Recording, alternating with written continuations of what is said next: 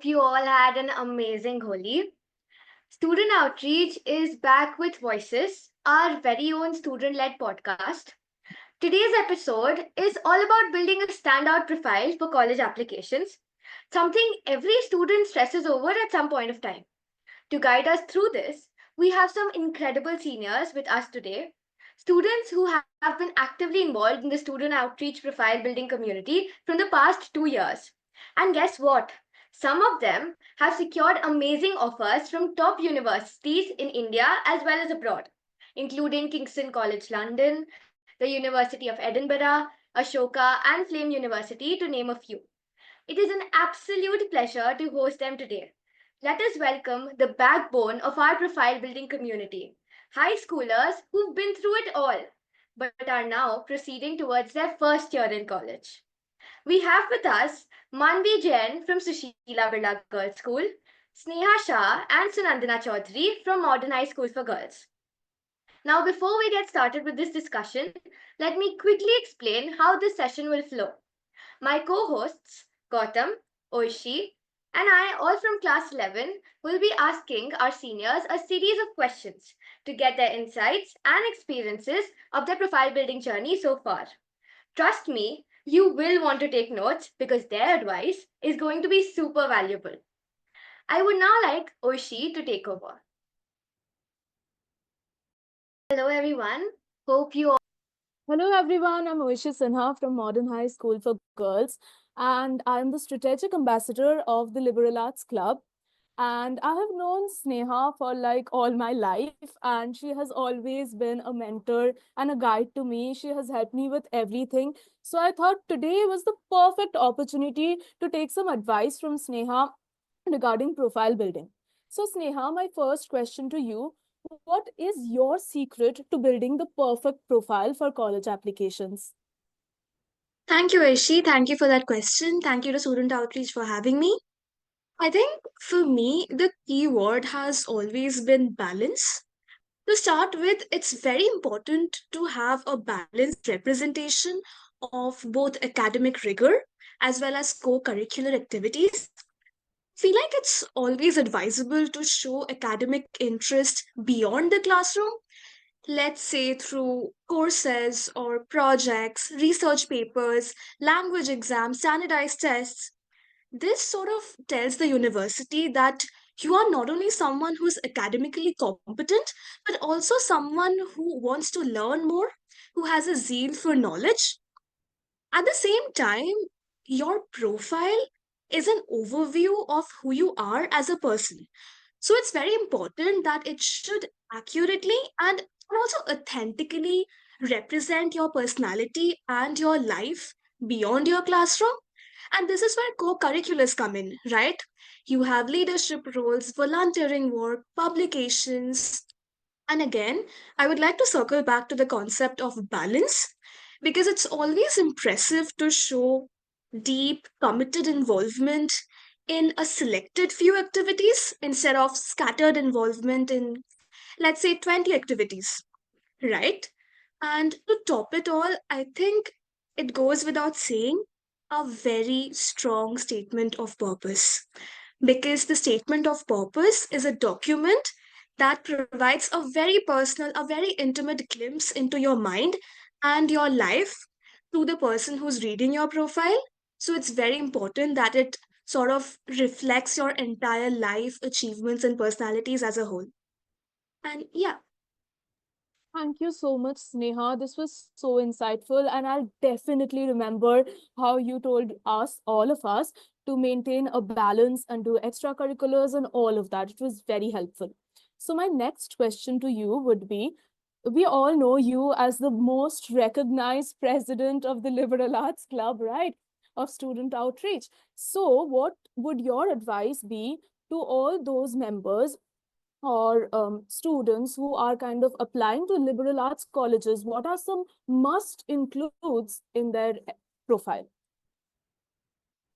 okay, so I think as someone who has applied to a lot of liberal arts colleges, there are two things that almost all liberal arts universities look for in a potential candidate.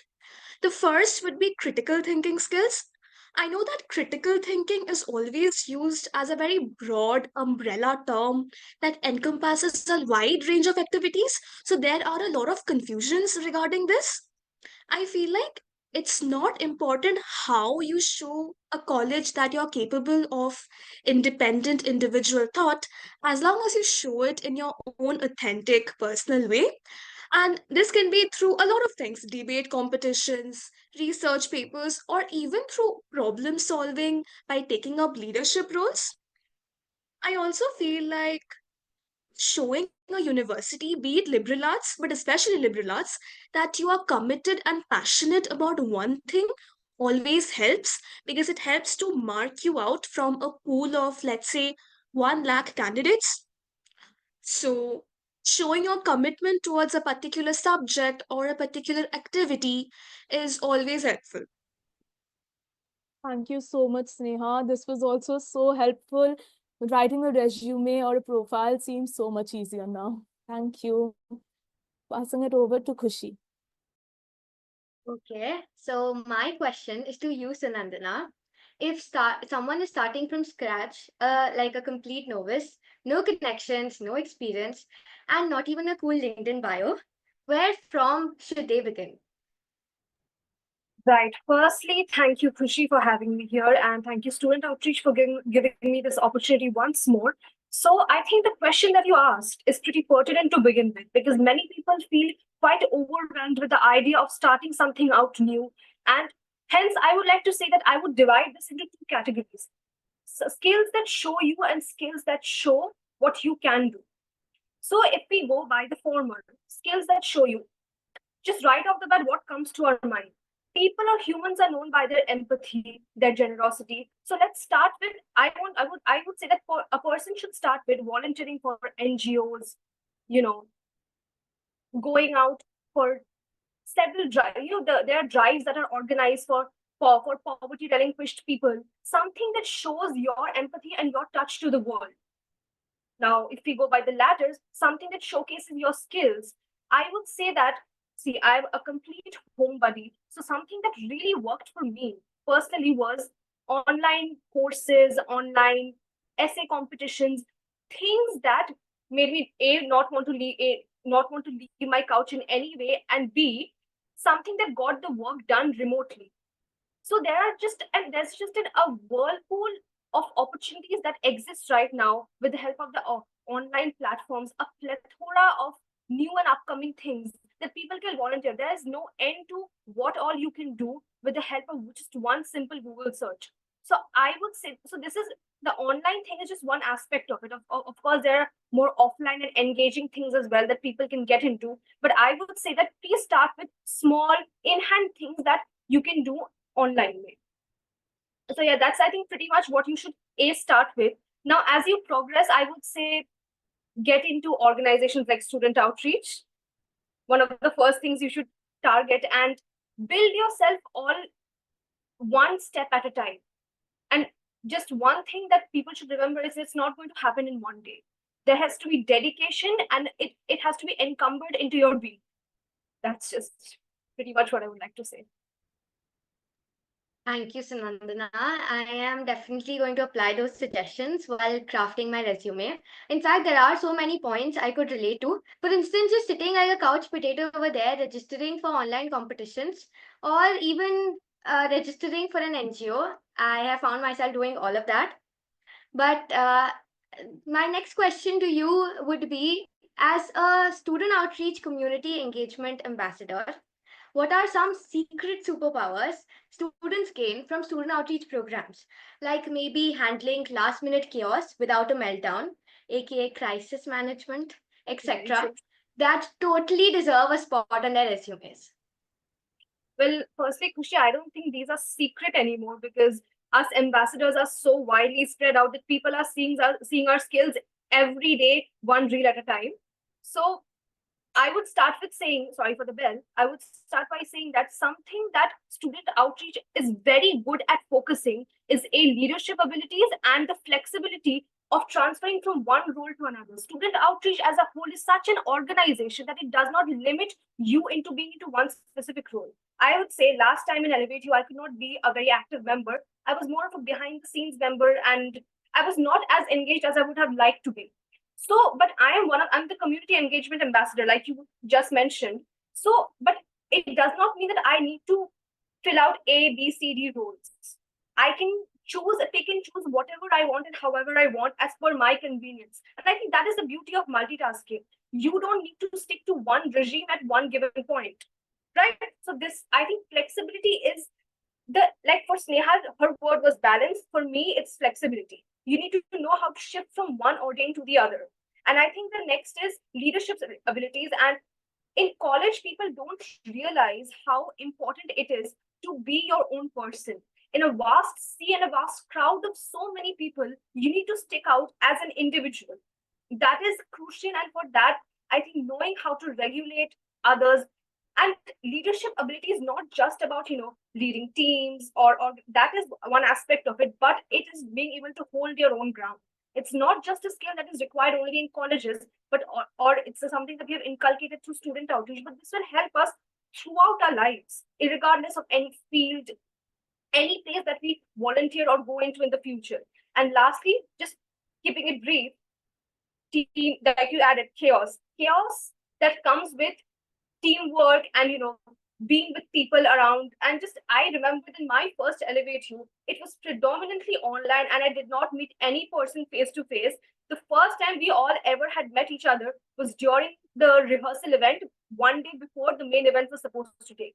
And it had gone swimmingly. It was a grand success. So we all had managed it so effortlessly with the help of teamwork itself. So I think these are a few things that student outreach help, that not only help us in college, but in life further on. I completely agree with you, Sanandana.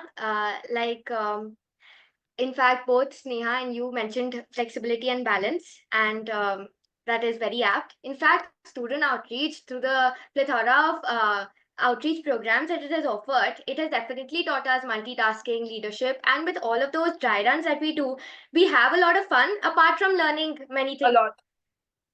So, and with that, I would like Gautam to take over. Hello, peeps. I am Gautam Bajaj. I am the strategic ambassador of the Entrepreneurship Club at Student Outreach. And today, I will be asking questions to our very own Manvi Jalan, who is the president of the Entrepreneurship Club at Student Outreach, and whom I've known for more than a year. And she is an excellent and very hardworking senior at Student Outreach, and who's handling events under great immense pressure and just having great skills. Sit tight and enjoy the ride. So my first question to you, Manvi, is how do you use AI to write your, would you use AI to write your statement of purpose for its resourcefulness? I mean, why and why not?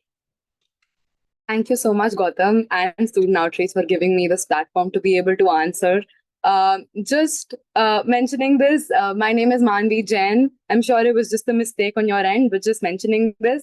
Okay, so as for the question, so I wouldn't use AI to write my SOP because at the end of the day, it's your SOP. It's my SOP.